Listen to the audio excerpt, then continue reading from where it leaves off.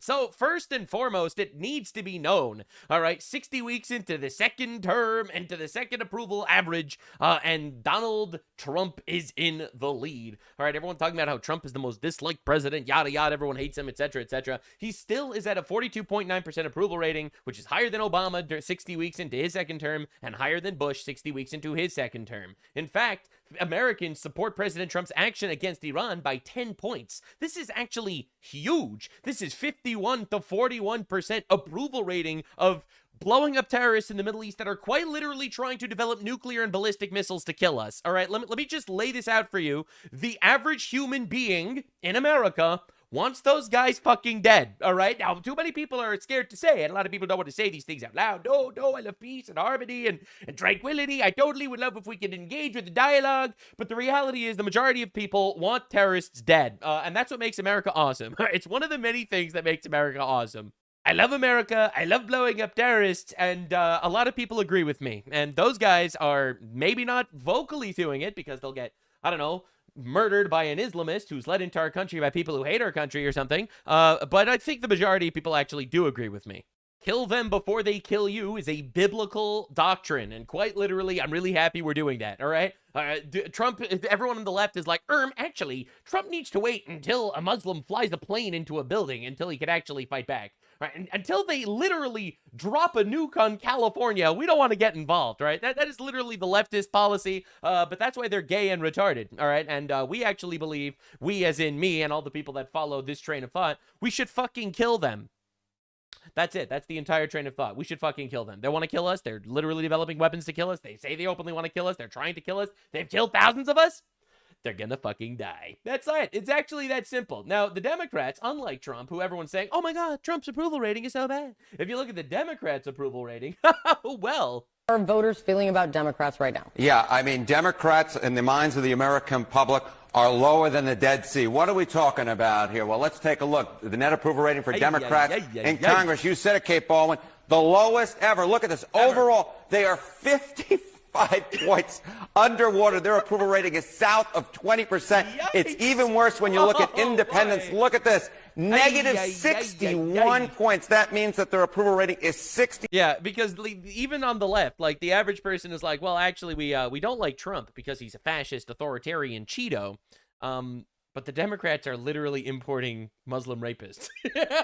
And like, I know we're not allowed to say out loud that we don't want Muslim rapists to rape us, but quietly, we really don't want to get raped by Muslim rapists. 61 points lower than their disapproval rating. Quinnipiac has been polling this question for the better part of the 21st century. They have never found Democrats, at least those in Congress, in worse shape than they are right now.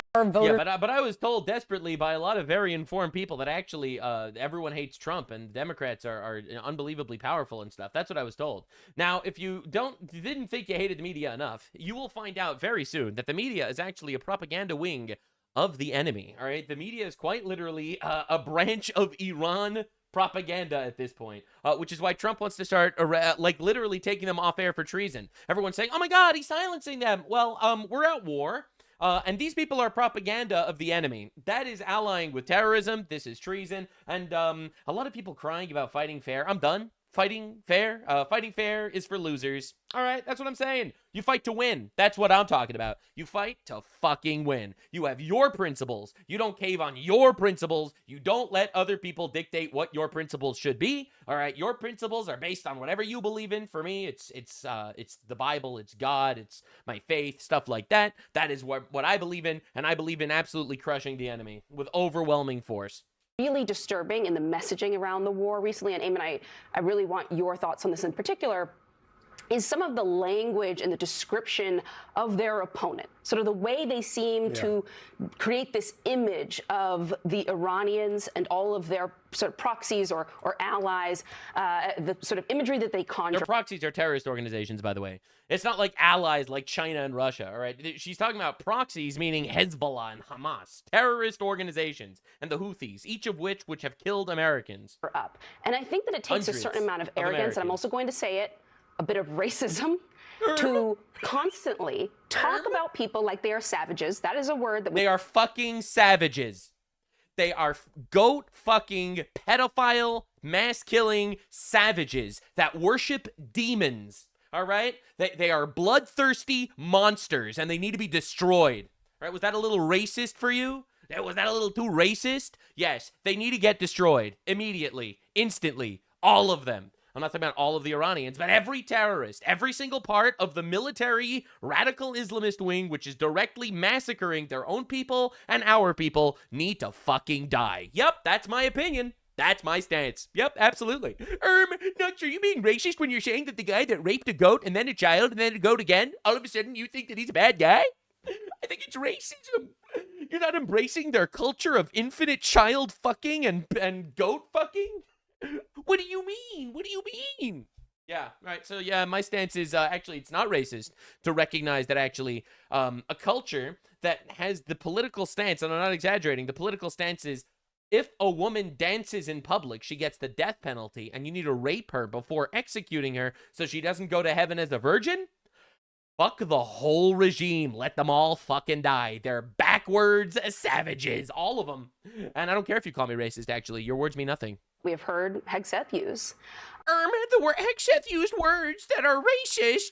Oh. Literally, this is the most unbelievable level of bullshit ever. And this is why no one cares about the mainstream media. That's why a retard like me, a blue cartoon on the internet, all right, me, this guy, this fucker over here, I get more views than MS Now, which is where this broadcast is, right? Mainstream media is a joke, an absolute joke, right? And that's why no one cares about it. You're going to call me racist? Trump's attacks on Iran are racism. Are we serious here for just a second? The Iranian people have been oppressed by this Islamist extremist regime, massacring them by the tens of thousands for voicing their opposition to, quite literally, a death cult of goat-fucking pedophiles. You could call me racist, but they're savages, bastards, and I'm happy they're dying. Yeah, so that's not the only one. Don't worry. Don't worry, that's not the only emphasis of the media running defense for Iran. This is Joy Reid, former CNN host. She was fired because she's gay and retarded. Our regime has secret police. They have secret police. Our secret police literally investigates crimes and then gives people due process in court after we actually investigate after we catch the criminal. We give them due process in court, and then we have an entire legal system to decide if they're guilty or not based on what they did wrong. Their secret police massacres and rapes children with no trial because they're not Muslim enough. Are we on the same page? Our regime is oppressing women, taking away abortion rights. Our regime is not oppressing women and taking away abortion rights, which, first of all, unfortunately doesn't happen enough, is not actually an oppression of women. That is saving women. Because half of the children murdered in abortions, yeah, that's the correct term, half of the children murdered in abortions are women. So if we stopped all abortions, we would be saving 500,000 women a year and 500,000 men. Away women's rights in like 26 states, some states where they're trying to have the death penalty for having an abortion. Based? Based? I didn't know this was a thing. Holy based. They also oppress women. They have the highest rate of women who are in STEM careers. We're kicking women out of the military, out of university. If they can't, first of all, they don't have women in the military. All right? They don't let civilians, normal people be in the military. Their military is absolutely 100% Islamist extremists, all right, just to be clear. And also, just to mention, I think this is a little bit important, in case you're completely fucking retarded. We're kicking women out of the military if they quite literally cannot meet the same requirements required for men. All right, just to be clear. We're saying that DEI means women can't be hired for high positions in the science. No, that's not what DEI means. DEI means didn't earn it. It means that we're not going to be putting people in positions that they didn't qualify for just because they're gay and black. All right, I'm sorry. I don't give a shit about your representation and your orientation and your race and all that shit. You'd get a job if you deserve it and if you have the merit that would make you a possible good person to hire for that position. Quite literally, I don't give a fuck if you are a gay albino tap dancing immigrant from Venezuela. It doesn't actually matter at all to me. So we're marginally better, and we're marginally better than Iran, where they just massacred 40,000 of their own people. What are we even talking about? Like, this is unbelievable. They didn't have money for their own civilians in Iran because they were using their money on funding terrorism in the Middle East. Okay? They literally, okay, dude, during the Iraq war, they took 8 to 10-year-old children, too young to hold weapons, because yes, they have child soldiers too, and they would have those children walk through minefields, blowing themselves up to clear a path for their military. Okay? Right? You cannot possibly compare Iran to the United States of America. And she knows that, but it's all about watering down the argument so that the retards listening have something to nod their heads to. We're doing it for Christianity, they're doing it for Islam, right? Yeah. So it's like we don't get told those things because it would take away the kind of American exceptionalism narrative. America is exceptional. It's the best country in the world. In fact, if you don't like it, I think you should leave. Quite literally, you should fucking go. Go to Wakanda, okay? Go to the Congo and live out your life there. But the reality is, she's saying that America and Iran are the same. It's just Christianity. Christian fascism versus Islamic fascism. It's totally the same. Are you aware that Christianity and Islam are not the same, actually?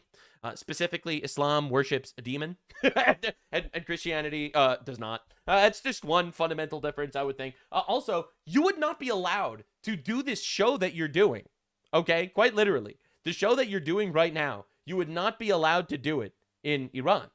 Like, you're not allowed to have your hair uncovered like this. Or in fact, you'd probably be a slave because they have modern slavery. All right, you wouldn't be able to speak your thoughts. You wouldn't allowed to literally say your opinion if it's negative or contrary to the actual government. What are we even talking about here? So yeah, so anyway, that's what our media is doing, and that's why Trump is calling them treasonous. All right, so Trump made this post, this holy moly long-ass post. Iran has long been known as a master of media manipulation and public relations. They are the military, ineffective and weak, but they are really good at feeding the very appreciative fake news, media misinformation. Now AI has become another disinformation weapon that Iran uses quite well, considering they are being annihilated by the day. They showed phony kamikaze boats shooting at various ships at sea, which look powerful, wonderful, and vicious, but these boats don't exist. It's false information to show how tough they already defeated military is. The 5 U.S. refueling planes that were supposedly struck down and badly damaged, according to the Wall Street Journal's false reporting, and others are all in service with the exception of one, which will be flying in the skies. The buildings and ships that are shown to be on fire are not. It's fake news generated by AI.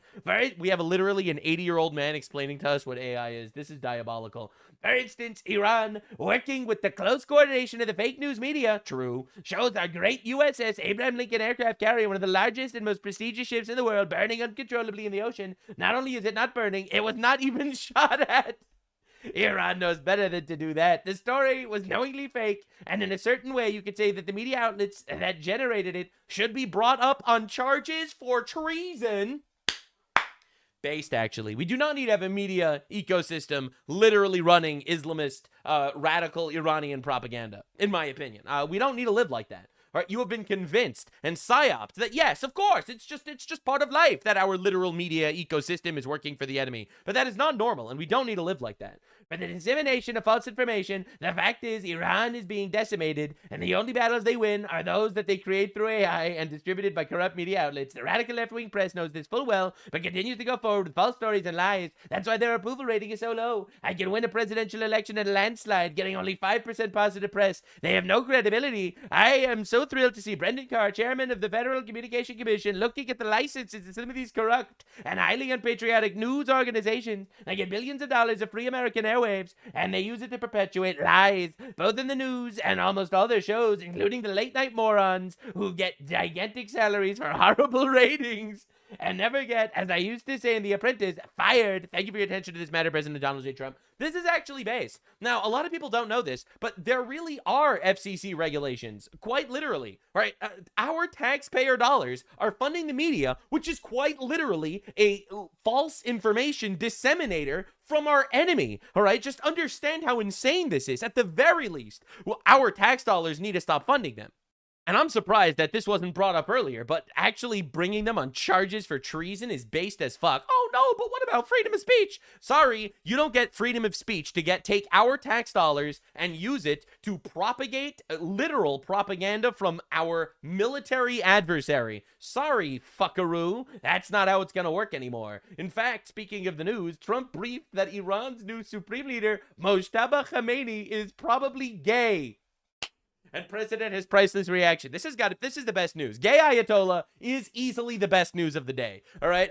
There's a lot of insane shit that I still have for the rest of the video, but gay Ayatollah, holy moly, it doesn't get any better than this. Now we know why the previous Ayatollah, his father Ali Khamenei, who's dead now, rotting in hell, it didn't want him to take over. He literally had 88 people that he wanted to put in front of his son. Now we know why. It's because he has a micro penis and he's gay. And he went to England for treatment for gayness or something. I don't know. He went to England for all sorts of literal penis treatments, like hundreds of times over the last couple of decades. This is a real fact, by the way. And now he's briefed. Now President Trump was briefed that he's probably gay, and that's probably why Ali Khamenei, his father, didn't want him to take over. Now Ali Khamenei's dead, and so are the next 88 people.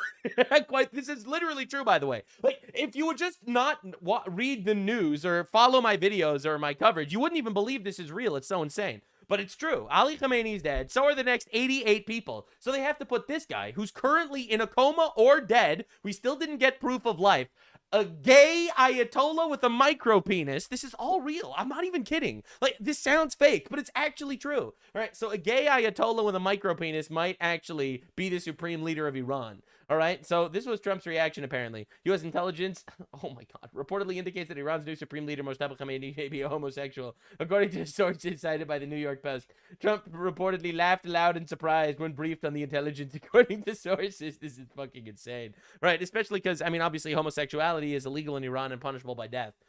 So, you know, obviously this is pretty diabolical. This is actual footage of Ayatollah Khamenei, the new one, doing a media interview. Why are you gay? Yes, yes.